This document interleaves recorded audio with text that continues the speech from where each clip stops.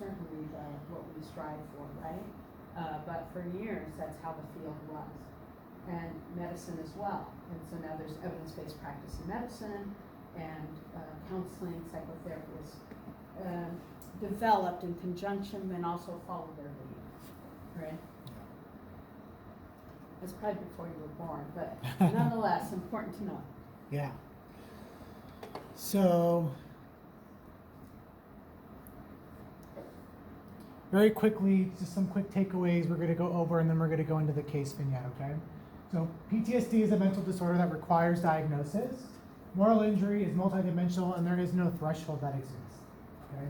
And while PTSD and moral injury share a lot of similarities, moral injury does not involve the physiological arousal, and PTSD does not necessarily involve guilt or shame. All right, so we can start to see some of the challenges with that. Current evidence-based PTSD treatments do not specifically address moral injury. Okay, rather, suggestions are made for addressing core symptoms of moral injury during the course of PTSD treatment. That's kind of the best that we have.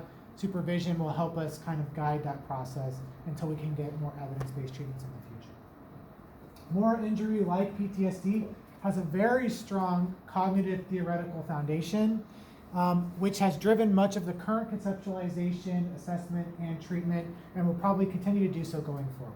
It's well accepted. Cognitive theoretical foundation is well accepted in majority of the trauma literature. Moral injury is no exception to that. We can anticipate and expect it to continue to be the same going forward. Research is quickly evolving, which requires continual evaluation of the literature for both mastery and conceptual understanding, as well as assessment and treatment interventions. So staying abreast on the developments of moral injury, particularly if you're interested in working in a trauma world, this will be something that you should really want to know about, because it's something that exists, it's very real, and we're seeing it, I would suspect, as much in the general, I don't know if that's true or not in the general population, it certainly exists, that we do know. We may not know as much, at least I don't, but we certainly know exists in the military. There's probably no practicum site that doesn't involve clients with trauma. Yeah. That we have. Yeah. Yeah. Yeah. So really, staying on top of the literature is important. You have an ethical responsibility to do that anyway, and this might be just a little bit more of additional motivator to do that if you work with a lot of trauma patients or clients. Okay. Can we just, I have one question, Yeah. maybe a bone to pick, I don't know, Sure. Go back one? Yeah. So this idea, right, or you could go back to your Venn diagram, but it's point number 2 right there. Okay. The Venn diagram that says, here are the unique characteristics of PTSD and moral injury, and here's the overlap, right? Yeah. And this idea that it does not involve physiological arousal, I'm curious about. I mean, I get it, that's where PTSD is. Yeah. But also, let's say that you have a moral injury and you, feel guilt and shame and anxiety about it, and you avoid the situation. Yeah. So some people say, I'll never pick up a gun again, I'm never going to work again, I'm never walking alone, etc. Right? Yeah. So that's a physiological part. Right? Yeah, it is. I think you're right on. it. I think the way that we've seen it discussed in the literature is that the actual index event is not physiologically off. Well, that's not true. But often. Oftentimes, it's not as physiologically based as you might see in a more PTSD-based response to trauma. But yeah, you're right. There's definitely a physiological response, and that shouldn't be missed. Yeah.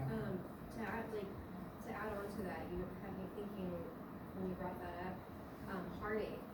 So severe moral injury, when you're feeling like you are torn long term, that can cause heart problems, like literal heart problems. And it's seen like with people grieving a loss, and they can, like, the muscles in their heart becomes weakened, and this is sometimes long term, but I wish I knew the exact study, but it's I can imagine that someone with severe moral injury where they have done something that shatters in a way like that heart almost, and that physiologically you can see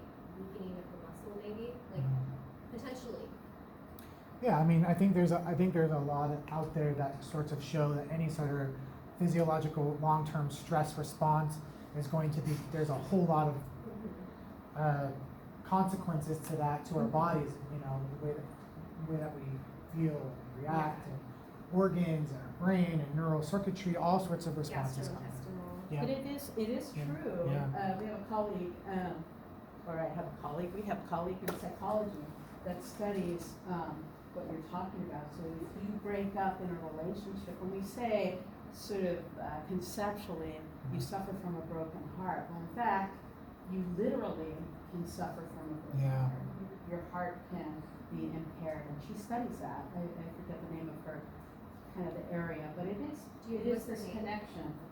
I will, as soon as I remember it. Okay, But, thank you, I appreciate yeah, it. she's now the associate provost for research, actually, undergraduate, but, research. I'll think of her name, she's a tight friend of mine, I'm having a It's moral okay, I injury understand. kind of moment here. But nonetheless, there is evidence for that.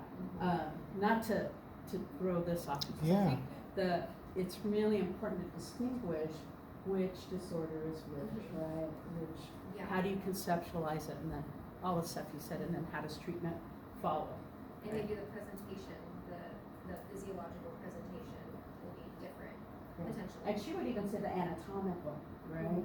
It's a little bit different but related, so, yeah, super interesting. Yeah, you know, this this really leads itself to, I mean, this phenomena is still so new, and I think also what we're learning about neuropsychiatry, neuropsychology, and we have a whole lot more information at our fingertips. Technology gives us that information. I think the whole landscape, particularly as we go forward, we're going to learn a lot more about that. And I'm sure we'll see this integrated a lot more into that as well. Once we get a better understanding of this phenomenon, we can operationalize it a little bit better. I think it's still a little tough. Yep. Still a little tough. Okay, so that's sort of where we are now. So what I'm going to do is pause and see if there's any questions or thoughts about that, because what we're going to do next, we're going to take a look at some background information of a guy named Sergeant Massey, and then we're going to watch a video of his experience, and then then we're going to break out and we're going to talk about some discussion. We'll have like kind of a bigger discussion and some small group discussion about what we think about this kind of case. Okay? Or do we need to take a break? Do we need to do that? Sure, let's do that. Yeah, potty break, Okay. party break.